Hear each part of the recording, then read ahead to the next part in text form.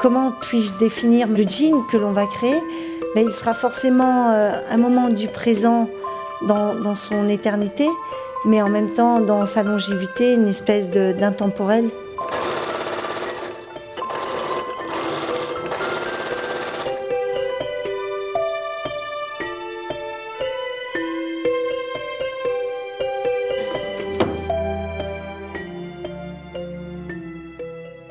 Très jeune, à l'âge de 9 ans, j'avais compris mon style très androgyne. Et quand ma mère me mettait des jupes, je les cousais, j'en faisais des jupes culottes.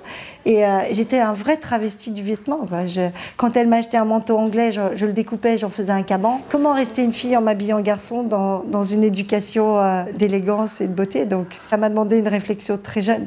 La cuisse, il faut qu'il y ait un élan. Normalement, il doit y avoir une lignée. J'ai rencontré un jeune homme qui m'a invitée sur une réflexion d'un pantalon. Et j'ai eu cette idée de supprimer les coutures latérales du jean. Et l'atelier a pris naissance depuis le mois de mai-juin. Alors la spécificité, comme on peut le voir, il n'y a plus de couture latérale. L'autre spécificité, c'est qu'il n'y a plus qu'une couture. Tout est fait à la main à l'intérieur. Tous les liserés sont en soie de Cerati. J'ai choisi le jean parce que de tous les tissus qui puissent exister, et de toutes les fourrures et de toutes les peaux que l'on trouve, c'est le seul tissu qui n'ait pas été exploité avec une très grande noblesse. Mon équipe et moi, on aimerait être vraiment les fondateurs de l'élégance telle que vous dites une robe de soirée. Eh bien, il y aura le jean de soirée.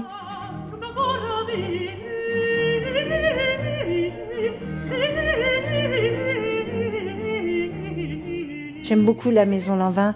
D'ailleurs, si j'étais un homme, je m'habillerais chez Lanvin. J'aime l'artisan d'Hermès. J'aime les maisons qui défendent l'artisanat.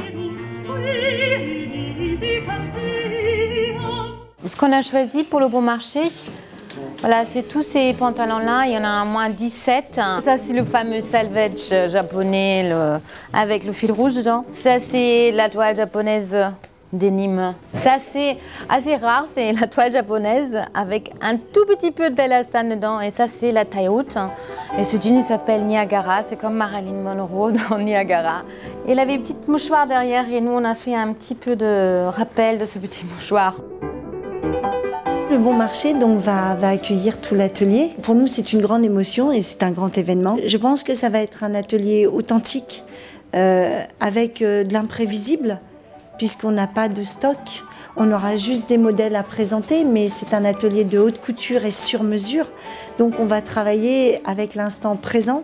Le jean naît au monde et c'est fantastique parce qu'il va naître au Bon Marché, qui pour moi est quand même la Rolls de tous les grands magasins. Et j'espère que le Bon Marché, dans 2 ans, me réaccueillera pour voir marcher mon enfant. Et dans 5 ans, pour l'entendre parler. Et dans 20 ans, avoir l'insolence de sa maturité.